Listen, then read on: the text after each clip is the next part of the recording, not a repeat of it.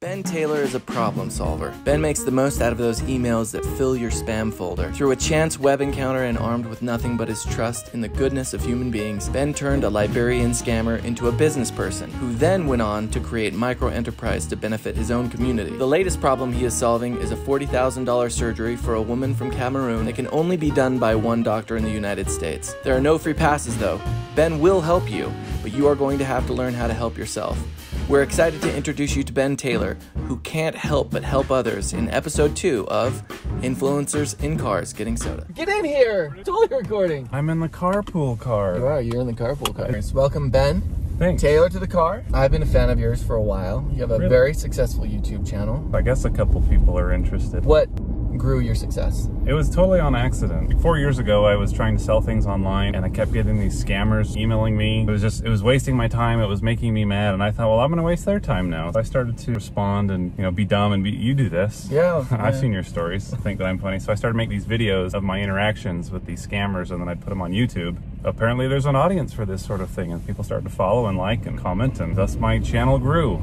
So it's been kind of fun to see it happen. There was one particular instance, you actually kind of leaned into the scam. It was a kind of a makeshift philanthropic effort. Greatest accidental philanthropic effort ever. I had a guy who said that he wanted to go into business with me. I was like, sure, okay, you want to go into business with me. So he wanted me to send him like electronic devices, ship him to New Jersey, and this guy in New Jersey would ship him to Africa. Apparently make more money than I could make here selling them. Anyway, he wanted to go into business and I'm like, I have a better idea. How about I hire you and you work for me? So he's like, okay. And I thought that I was just leading him on this wild goose chase, but he was really into it. So I said, hey, how about you take pictures for me? If I like these pictures, I'll pay you for the ones that I like. And so I thought he would just give up and leave. But so he would take pictures and he would send them to me and they were just awful. I thought, hey, if you had a better camera, maybe you could do better. So I mailed my camera to Africa and the picture still sucked. I'm ready to commit and devote myself to this business. And I'm like, well, then we got to practice. But over a course of a summer, I was coaching him on how to take pictures. His pictures started to get really, really good. Now I got to figure out a way to pay this guy for these pictures or else I'm going to be the scammer.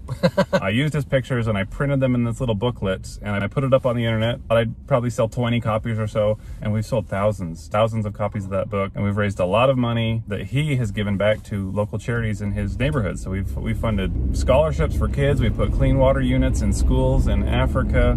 And so this scam created this ripple effect of micro-enterprise in this area of the world. Yeah, I thought I was just, playing a prank on this guy. Turns out we ended up raising all this money that has benefited him and his family and his community and thousands of people in Liberia. So. Do you feel comfortable on camera? No, I don't like being on camera at all. I hate it. But I have to tell these stories. I wish somebody else would tell them for me, but nobody will. So I guess I will be on camera and I will tell these stories. And nobody can tell them like you because you've been the story. Right. Let's talk about this book. Oh, look at that. Gotta get it there. This book, tell me how this came to be. Well, since this story happened, I'm getting thousands of emails almost weekly. Right. Hey, you helped him, help me. And I'm like, I can't help everybody. But I got an email from a woman who said, hey, you're my last hope. I really need your help because I live in Cameroon, Africa. I'm suffering from a condition in my stomach due to an injury when I was a child, and I need reconstructive plastic surgery. Nobody in Africa can do it. I need to go to the United States. I have a doctor who's willing to do it. I need $40,000. This could be probably the most elaborate scam I've ever heard of. Really, only one doctor in the world can do your surgeries. I investigated it and I called the doctor in Florida. Said, is this real? And he's like, oh yeah, I know her. Yeah, this is real. Well, now I have to do something, hoping it would be a scam. But this is a real woman who was in need of help. And I was like, even if I did a GoFundMe, we'd never raise enough. If you want to make money in the world, you've got to work for it and you've got to create something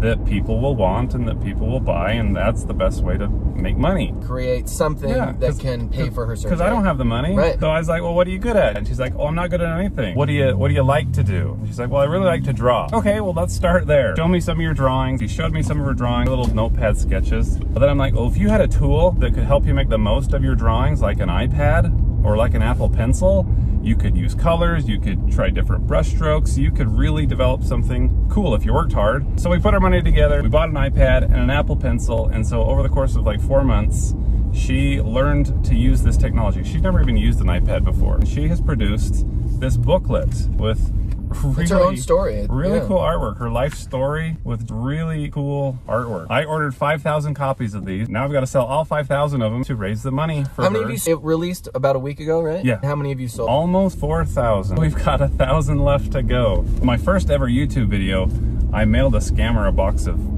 am I allowed to say poop on your channel? No, absolutely. There's a website that allows you to send poop to anywhere in the world. It's kind of a prank. And so that was my first video, but now I'm helping people raise money to fund their businesses and their surgeries. Which is better than poop.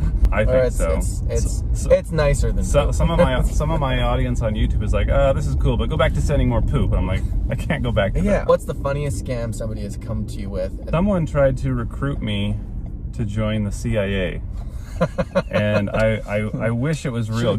I thought it would be cool to be a spy, but a guy living in Ghana was impersonating a recruitment officer for the CIA. He tried to get me to do a Skype interview with him, and he said, actually, we have to use a special version of Skype. It's going to cost you $500 to download it. Oh yeah, okay.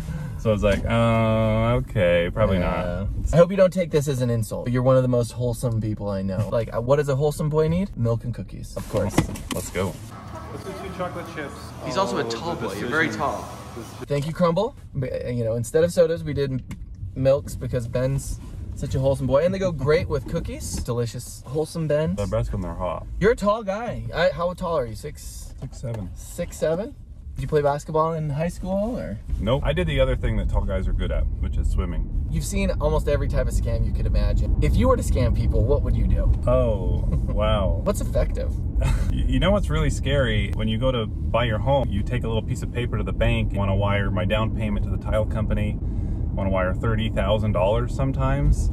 And the scammers, all they have to do is just intercept an email from your real estate agent and say, oh, hey, the wiring instructions have changed. Wire it to this account instead. And you are seeing people in this state lose millions of dollars. Really, really frightening. And so if I had to pick a scam. PSA, don't fall for that. What's the hardest part about being a parent and also maintaining social media or a YouTube presence? You know, all of a sudden you get people that recognize you. We were at Disneyland a couple months ago and the ride operator's like, hey, you have a YouTube channel. I'm like, oh, this is weird. That's awesome. At least you're recognized for a really good thing. It could be worse. You could be like, oh, you're that one guy who lights his body hair on fire while wearing a chicken mask. Like, at least it's not that. Or you're the guy that mails poop to people. So.